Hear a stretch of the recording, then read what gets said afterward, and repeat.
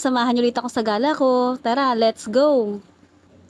Pag nangati ang paa, igala mo na yan.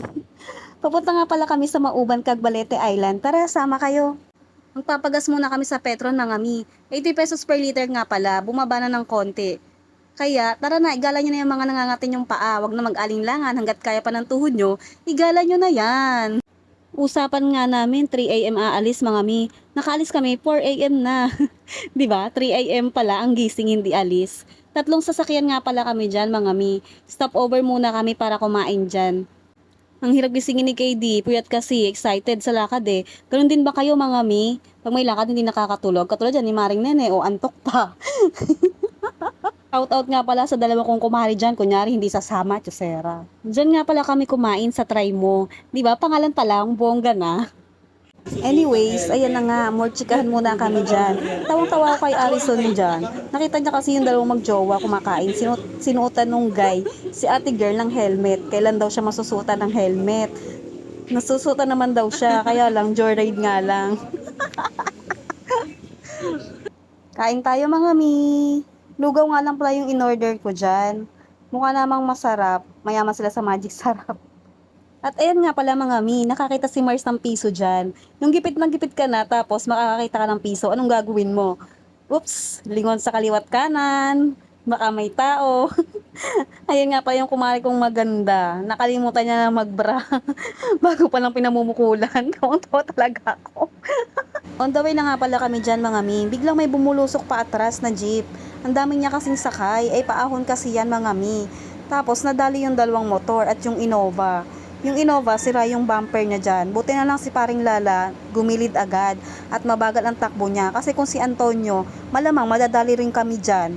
Napakapasaway niya mag-drive. Pag sinabi mong bagalan, bibilisan niya talaga. Okay, gora na ulit kami mga mi. Ayan, ayaw na mag-overtake ng mga person. Diba? Takot yarn? Sa wakas, nakarating na din kami sa Mauban Port mga mi. Kailangan pala dyan magpabook para sure na yung pupuntahan yung resort. Anyway, sa Orland Beach Resort nga pala kami nagpabook. Nakita namin siya last na punta namin sa Villa Escaparde. Pang 4 times na nga pala namin dyan sa Cagbalete mga mi. Maganda kasi talaga ang beach dyan and one of my favorite place ko talaga yan. Hindi crowded. Sa ibang resort kasi crowded talaga. Step 1 mga mi, need nyo mag-registered online. Ililista lahat ng mga kasama nyo. And then, step 2, kukuha kayo ng bangka na sasakyan nyo. Kung public or private. Nag-private nga pala kami dyan mga mi para hindi hassle pagbaba ng mga gamit namin. Yung parking nga pala dyan mga mi, hindi dyan mismo sa port. I don't know ba kung bakit bawal dyan mag-park sa loob. So, may nakausap na kami dyan sa parking area. Ayan, nagagalit na si Maring Nene. Kasi may kausap na ako, kumausap pa si paring Lala ng parking, hindi makapag-antay. Nakikipag-usap kayo, hindi nyo alam. Asan na po sir? 350 ma'am ang parking. Pare-parehas po yun. Step 3, papakita nyo yung registration. Step 4, magbabayad na sa cashier. Madami nga palang tao ngayon mga mi, kasi summer. Last December kasi kami nagpunta dyan, nung Christmas. Konti lang yung tao. Ay mga galaer. Hello vlog. Papakita mo yung hindi maiiwan, Mars. Ang hindi maiiwan at Yan. bawal mabasag, magkakagulo ang lahat. On the way na nga pala kami sa resort mga mi. Sa kinahaba-haba ng prosesyon, sa dagat din ang tuloy. And lastly, nakarating na din kami sa Mauban Port, Cagbalete Island. Tignan yung mga gamit namin mga mi, parang di na kami uuwi, diba? Pababa na kami dyan mga mi. Nakita ko yung mga bata. Sabi, maghagis daw ako ng barya at kukunin nila sa ilalim ng tubig.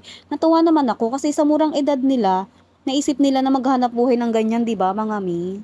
Nakababa na nga pala kami dyan mga mi and papunta kami sa barangay hall nila para antayin yung service papunta ng beach. Ayan, pagbaba nyo may mabibili din pala kayo dyan mga pang OOTD sa beach. Tinatanong nga ni Mars kung bagay daw sa kanya eh. Meron din dyan mga keychain, ref magnet, ayan ang gaganda, diba? Maghahabal-habal nga pala kayo dyan mga mi papunta ng beach. Pinili ko talaga si Kuya mataba para hindi kami matumba, diba? Kayang-kaya ni Kuya. Batok pa lang ni Kuya mukhang amoy chocolate na. Sorry po! At nakarating na rin kami sa beach, mga mi! Diba? Worth it naman dito dahil super ganda talaga ng place at dagat nila. Wait nyo mga mi, next episode kung sino ang unang totoyoin sa pagsaset up ng tent. Yun lang ang kwento ko. Salamat!